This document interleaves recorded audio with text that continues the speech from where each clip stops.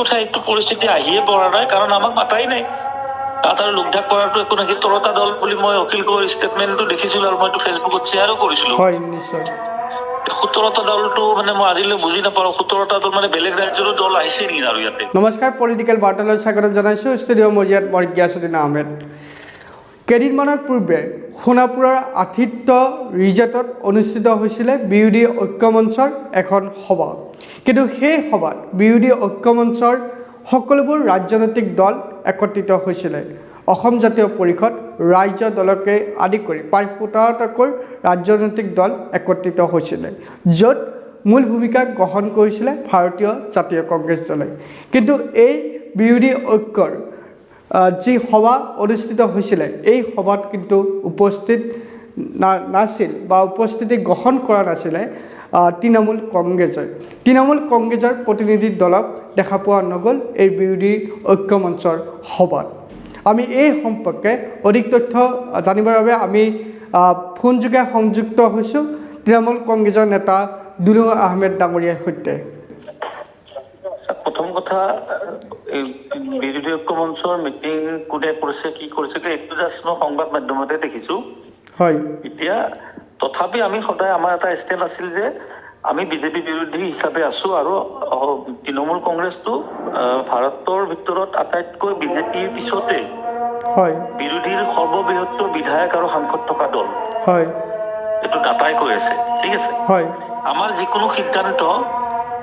হয় মিত্ৰতাই হওক বা প্ৰাৰ্থিত্ব কেন্দ্ৰিতেই হওক বা ক'ত নিৰ্বাচন খেলিম সম্পূৰ্ণ এইটো হাইকমাণ্ডে নিৰ্ধাৰণ কৰে আমাৰ দলৰ সভানেত্ৰী মমতা বেনাৰ্জী ডাঙৰীয়া হয় ঠিক আছে এতিয়া কথাটো হ'ল যে যদি আমাক বিৰোধী ঐক্যমঞ্চত মাতা নাই কিয় মাতা নাই মই নাজানো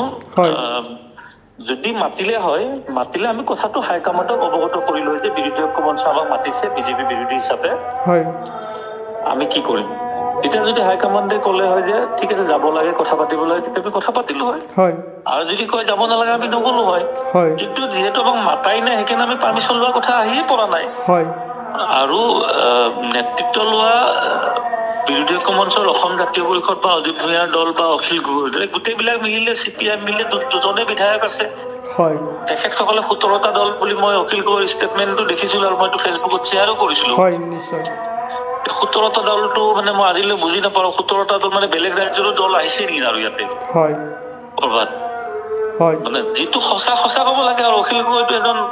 বিধায়ক আৰু তেখেত ৰাজনীতিৰ ক্ষেত্ৰত যথেষ্ট সক্ৰিয়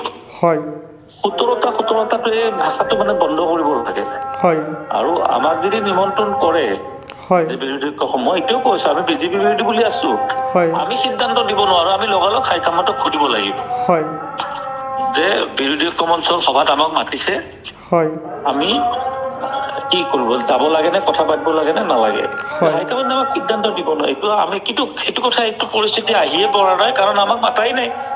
তাত আৰু লোকঢাক কৰাটো একো নাই কিন্তু নামাতাকৈ 17টা দল কোনকেইটা আছে এই লিষ্টবিলাক অলপ ৰাজহুৱা কৰিলে ৰাইজ দুদূৰ মুদূৰত নাথাকে তেতিয়া মই যিখিনি মোৰ অভিজ্ঞতাত মইতো তাতে জাতীয় পৰিষদ অখিল গগৈ ৰাইজৰ দল অজিত ভূঞাৰ গণমঞ্চ নে কিবা এটা দল আৰু এটা জয়নিংটি কাঠাৰৰ দল CPIM এই 5টা খুব বেছি 6টা মই 7টাই ধৰিলো বাকী 10টা দল ক'ৰ হয় মই কিন্তু এতিয়ালৈ অলপ বুজি পোৱা নাই গতিকে এই ধৰণৰ কথাৰে অসমৰ ৰাইজক বিপথে পৰিচালিত কৰিব পৰা দিন গ'ল আৰু নোৱাৰে কৰিব স্পষ্ট হ'ব লাগে আৰু আকৌ কৈছো আমাক যদি কেতিয়াবা আমাক নিমন্ত্ৰণ কৰেও যে আহিব লাগে কথা পতাত আমি হাইকমাণ্ডৰ অনুমতি সত্ত্বেহে যাব পাৰিম আমি নিজাকৈ এই ইমান ডাঙৰ সিদ্ধান্ত আমি ল'ব দিব নোৱাৰা কংগ্ৰেছো নাই তাত কংগ্ৰেছে কেৱল গৈছেহে তাতেওতো কাজিয়া হৈছে পদুত বদলৈ ওলাই আহিছে এতিয়া আপুনি স্পষ্টভাৱে আপুনি ক'ব বিচাৰে যে যিখন বৈঠক অনুষ্ঠিত হৈছিলে সেই বৈঠকখনৰ সম্পৰ্কে আপোনালোক আনুষ্ঠানিকভাৱে আপোনালোক জ্ঞাত নহয় মই আকৌ কৈছো আমি ভাৰতবৰ্ষৰ দ্বিতীয় তৃতীয় আটাইতকৈ বেছি বিধায়ক সাংসদ থকা এটা বৃহৎ দল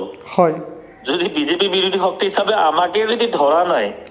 বা আমাক সভাত মাতা নাই তেতিয়াহ'লে সেই দলৰ নেতৃত্ব লোৱাসকলৰ যোগ্যতাটো অসমৰ ৰাইজে নিজে বিবেচনা কৰিব নিশ্চয় মই আপোনাৰ পৰা এটাই স্পষ্ট ল'ব বিচাৰিম যে